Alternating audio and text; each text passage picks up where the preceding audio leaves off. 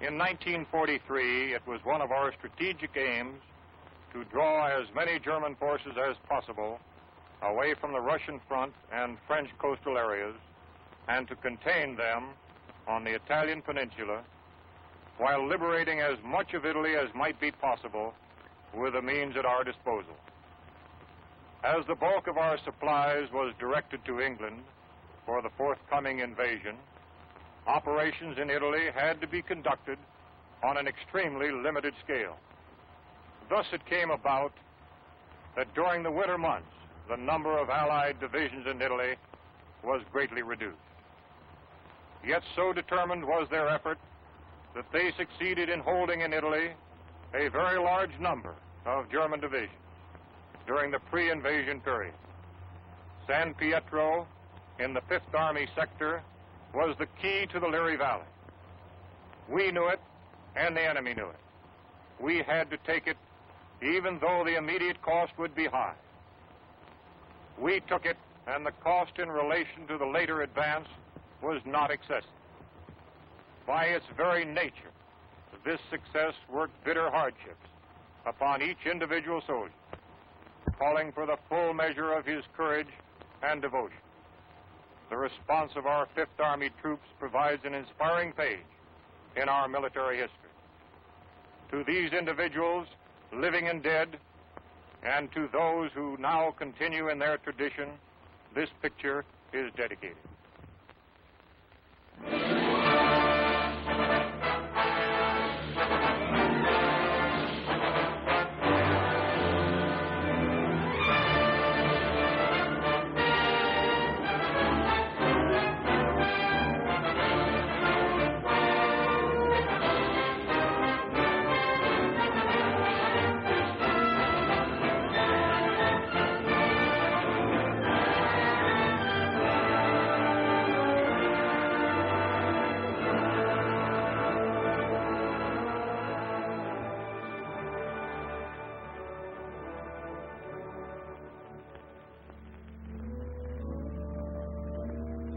Liri Valley lies in the Italian Midland, some 60 miles northwest of Naples to some 40 miles southeast of Rome.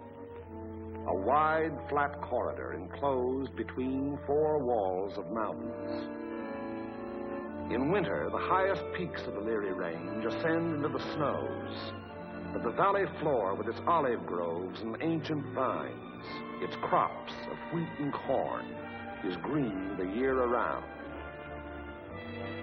That is, in normal times. Last year was a bad year for grapes and olives, and the fall planting was late. Many fields lay fallow. There are 2 ways from the south into the valley. One, a narrow pass.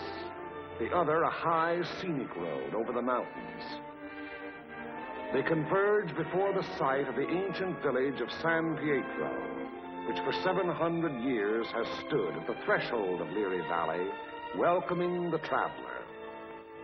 The stones of its walls were quarried out of the parent hill from whose slopes it rises. Population 1,412 at the last census. A farming community. Patron saint, Peter. Point of interest, St. Peter's, 1438. Note, interesting treatment of chancel.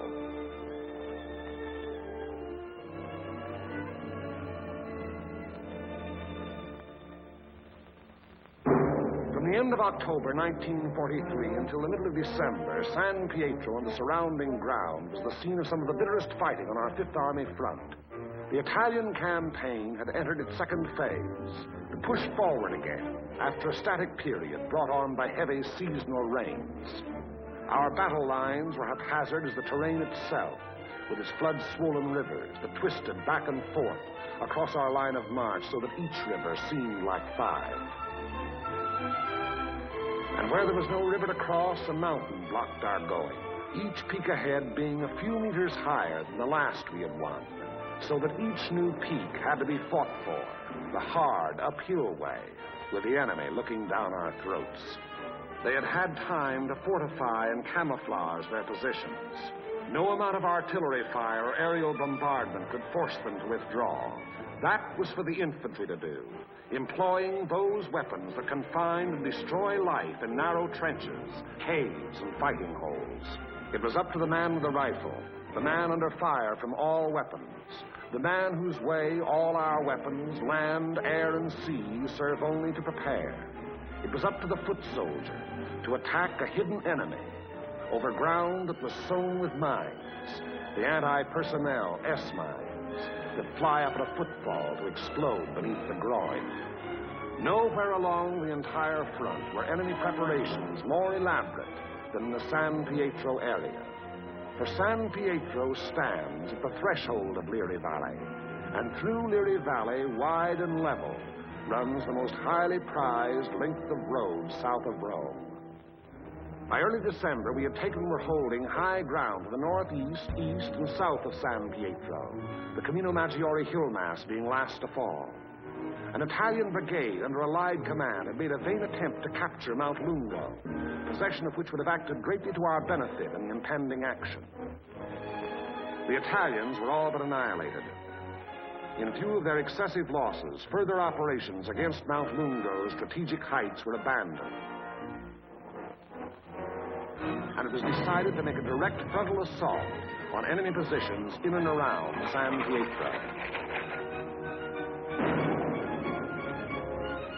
Elements of the 36th Texas Infantry Division were rotated from position to position, overlooking the valley, so the troops might study the terrain ahead from various viewpoints.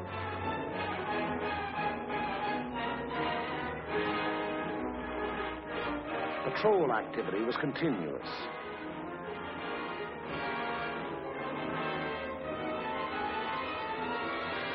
Day and night, units went out to reconnoiter the ground, draw fire, take prisoners, thus adding to the sum of our information about the enemy. High points, Mount Lungo's 351 and Mount Simucro's 1205 and 950 were all manned in force. The town itself was strongly garrisoned with numerous mortar, machine gun, and heavy weapon emplacements. 4 enemy battalions were dug into a line of connecting trenches and mutually supporting pillboxes in depth that extended from the base of Mount Lungo, northeast across the valley floor to the base of Mount Simucro.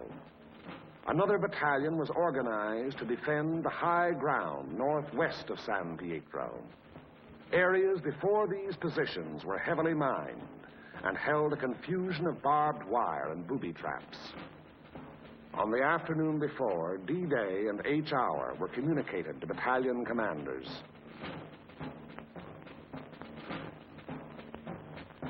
December 8th, at 0620 hours, the 1st Battalion of the 143rd Infantry Regiment to attack the summit of 1205, having moved up the mountain under cover of darkness, and upon achieving its objective to attack along the ridge to a point northwest of San Pietro. The 3rd Ranger Battalion likewise to attack 950, another feature of the Mount Simucro hill mass. The 2nd Battalion of the 143rd to attack over the terraced olive orchards northeast of San Pietro. The 3rd Battalion acting in support to follow the 2nd at 400 yards. Of the original force to establish the beachhead at Salerno, the 143rd had since spent all but a fortnight in action under extremely bitter weather conditions. At Salerno, at the Volturno crossing, it had taken mortal punishment. The task ahead promised no less bloodshed, yet it was undertaken in good spirits and high confidence. The 1st Battalion began the long, rugged climb up Mount Simucro.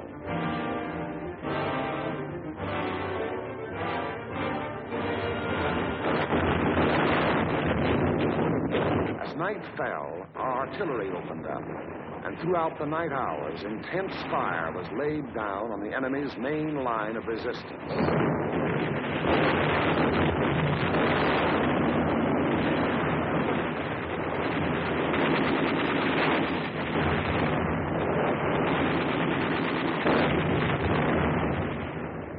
It had rained most of the night, and it was raining at each hour when the 2nd and 3rd battalions crossed the line of departure.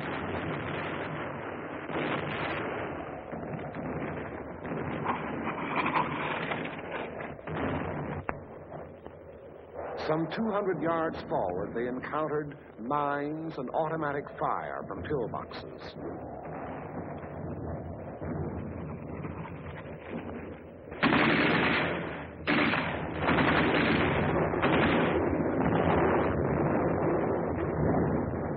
Artillery were deadly accurate by reason of excellent enemy observation from Mount Lungo, overlooking our advance,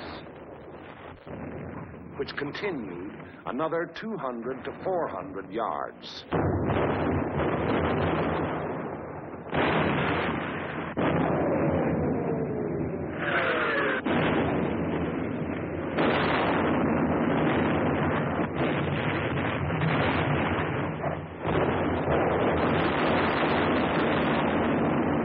Many men gave their lives in attempts to reach pillboxes and throw hand grenades through the narrow gun openings.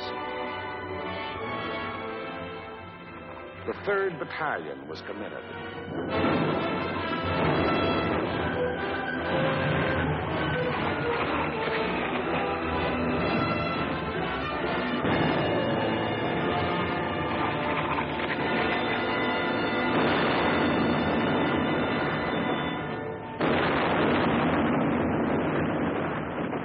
But the advance never got more than 600 yards past the line of departure. Our initial assault on San Pietro had been repulsed with heavy casualties.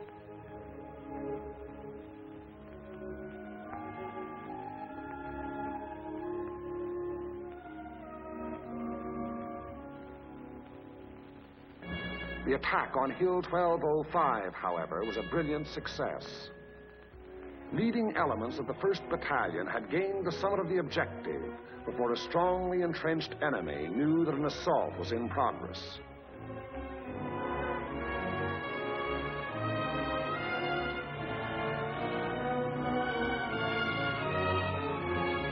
To the right of 1205, the 3rd Ranger Battalion had also captured its objective, but only after successive attacks and costly casualties. For on 950, the enemy was not taken unaware. Counterattacks were to be expected on both 1205 and 950. They were not long developing.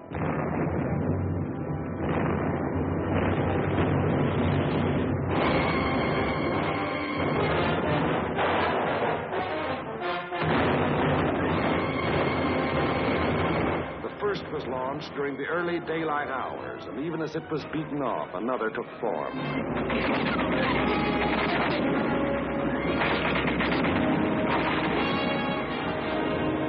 Day and night they followed in unremitting violence.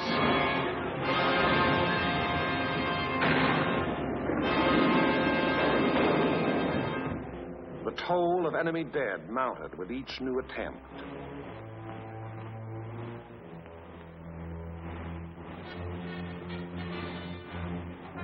But German prisoners captured on 1205 and 950 said they had been ordered to retake those positions at all cost. In addition to defending Hill 1205, the 1st Battalion, obedient to the field order, undertook the reduction of enemy defenses which were organized along the ridge running west.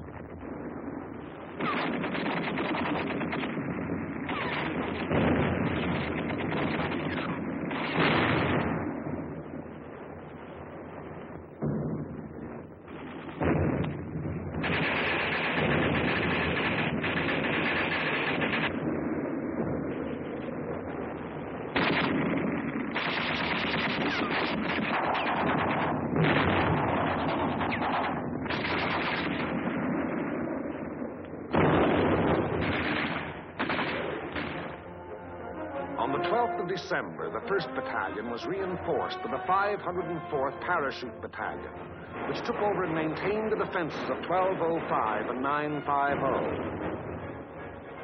thereby enabling the 1st Battalion to throw its entire remaining strength into the assault along the ridge. But the 1st strength had dwindled and shrunk in the 5 days past, and there was now a question as to whether its existing numbers were sufficient to prevail.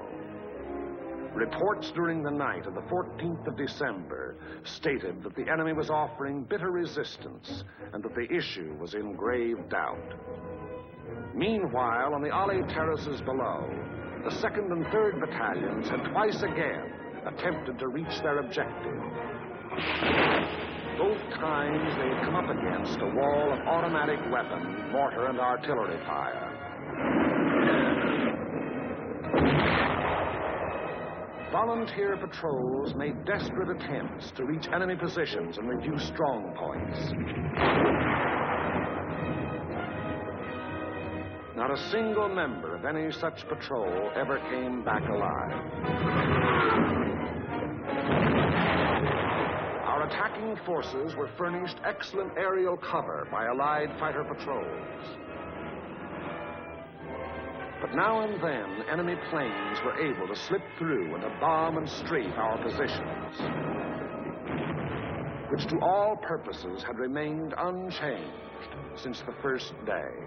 To break the deadlock, orders were given for a coordinated divisional attack.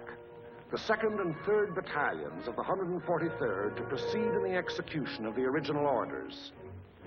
Acting in conjunction, Company A of the 753rd Tank Battalion to attack San Pietro from the east over the high road. 1 battalion of the 141st to attack over the flat valley floor. After nightfall on D-Day, the 142nd Infantry Regiment to attack Mount Lungo. The earlier decision not to attack those strategic heights having been reversed in view of the present critical situation. In preparation for the attack, all 5th Army artillery within range, including tanks and all tracks, was directed against San Pietro and the surrounding area.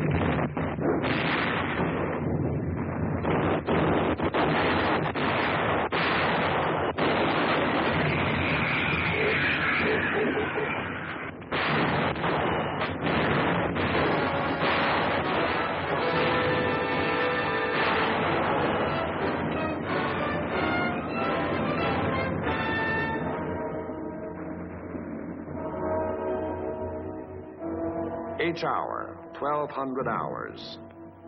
D-Day, the 15th of December. The 141st Infantry advanced some 400 yards from its line of departure, to be borne down and held powerless under the weight of enemy fire. The 2nd and 3rd Battalions of the 143rd advanced some 100 yards beyond their former positions to a point almost directly before forward enemy defenses. And for the 3rd time, they were forced to take such cover as the quaking earth could offer. And the tanks. Orders were for them to enter the town and to locate and destroy the heavy weapons there, which were leveled against our attacking foot soldiers. The high road into San Pietro is a narrow mountain road, and from the beginning of its winding descent in the Liri Valley, it was under direct enemy observation.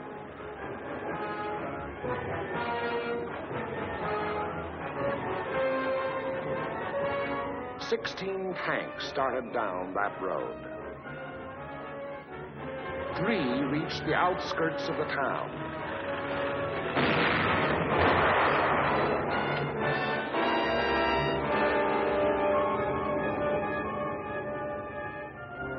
Of these, 2 were destroyed, and 1 was missing. 5 tanks were immobilized behind enemy lines, their crews having to abandon them. 5 tanks hit enemy mines within our lines and were thereupon destroyed by enemy gunfire. 4 tanks returned to the bivouac area. After dark, 2 companies, 1 from the 2nd Battalion and 1 from the 3rd, finally succeeded in penetrating enemy positions before San Pietro. But receiving both frontal and flanking fire, they were forced to retire.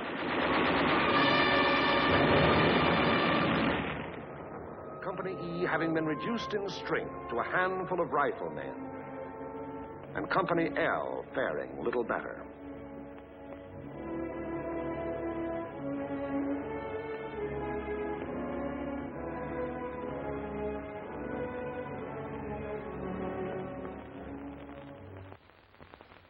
On the Mount Samocro Ridge, the 1st Battalion fought its way to within a few hundred yards of the objective.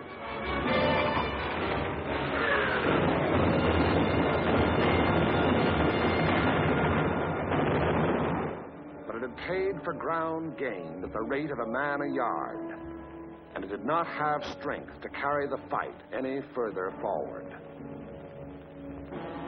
On Mount Lungo, however, despite bitter resistance, battalions of the 142nd, in successive waves, kept pushing upwards, until, in the early daylight hours of the 16th of December, its foot soldiers had gained the summit and were wiping up what remained of a stubborn enemy. And that height proved to be a key position in the enemy plan of defense, for even as Mount Lungo fell, the enemy throughout the San Pietro area made preparations to withdraw.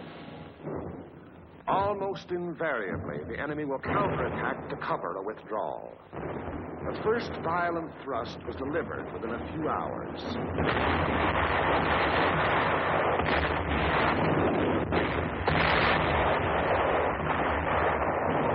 And thereafter, counterattacks came in waves, the roar of the last mingling with the rush and fury of the next to break.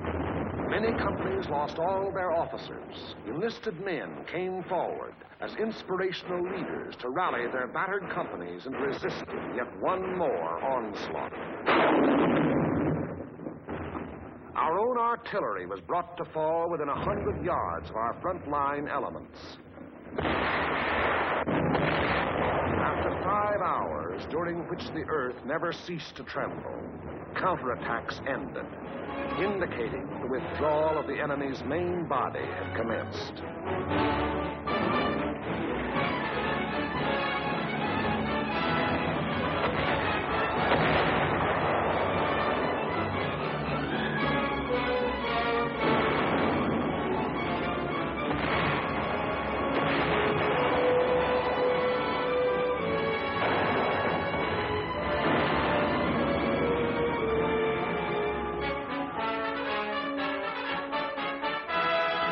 In an effort to maintain contact with the enemy, our patrols immediately pushed ahead.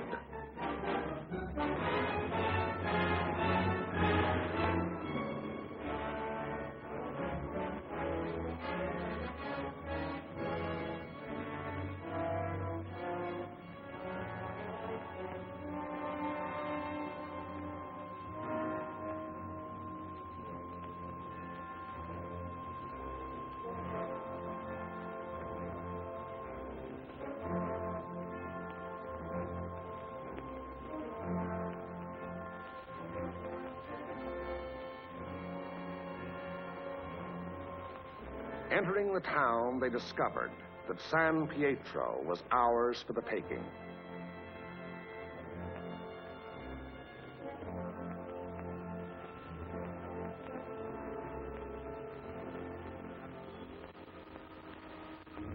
The 2nd and 3rd battalions, less than a rifle company in strength, weary to death who were alive, stumbled forward past San Pietro to consolidate gains and reestablish contact with the enemy, now taking up new positions some 5 kilometers beyond.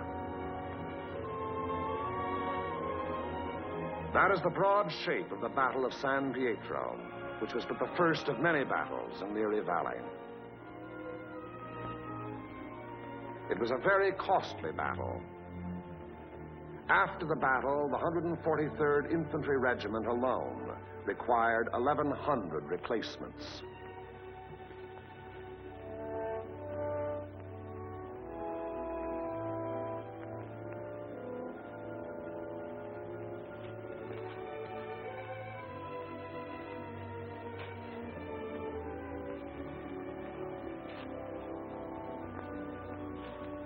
The lives lost were precious lives to their country, to their loved ones, and to the men themselves.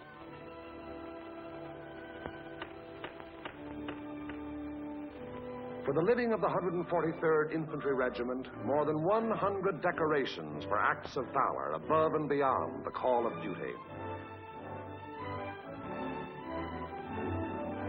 Many among these you see alive here have since joined the ranks of their brothers in arms who fell at San Pietro.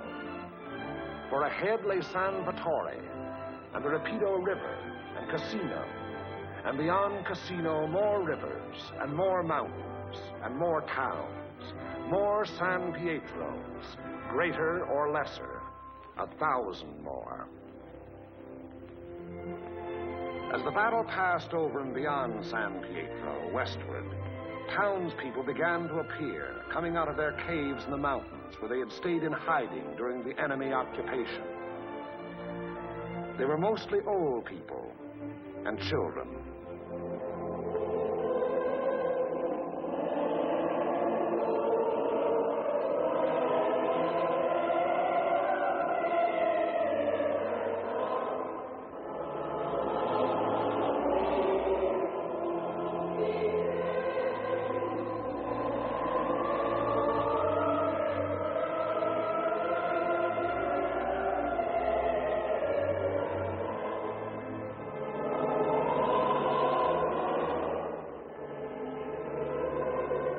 Townspeople were warned against enemy mines and booby traps, which were in the process of being cleared.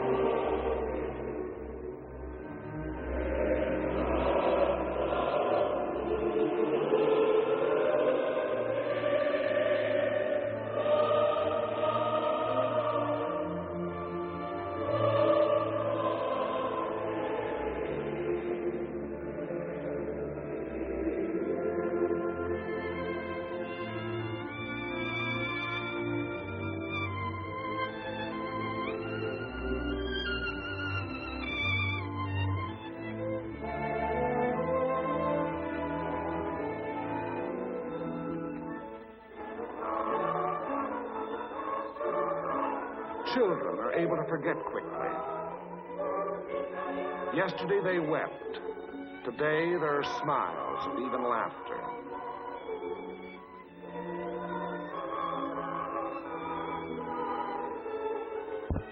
Tomorrow it will be as though the bad things had never happened.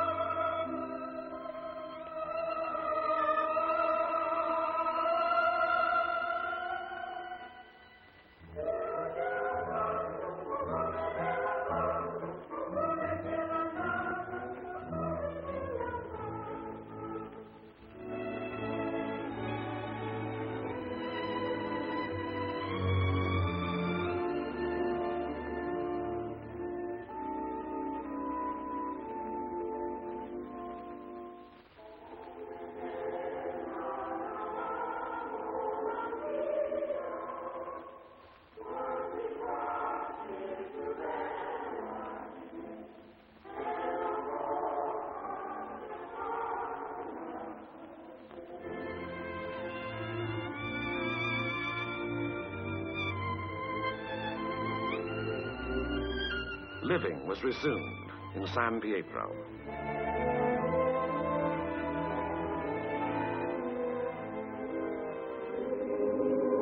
Our our prime military aim being to engage and defeat the enemy, the capture of the town itself and the liberation of its people is of an incidental nature.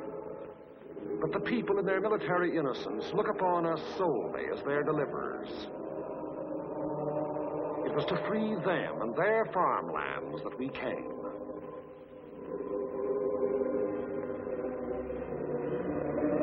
Behind our lines, southwest to the sea, the fields are green with growing crops planted after our coming by other people of other towns who believed likewise.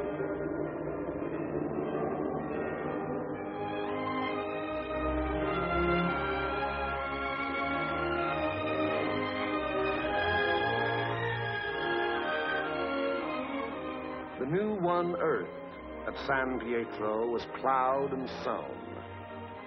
It should yield a good harvest this year.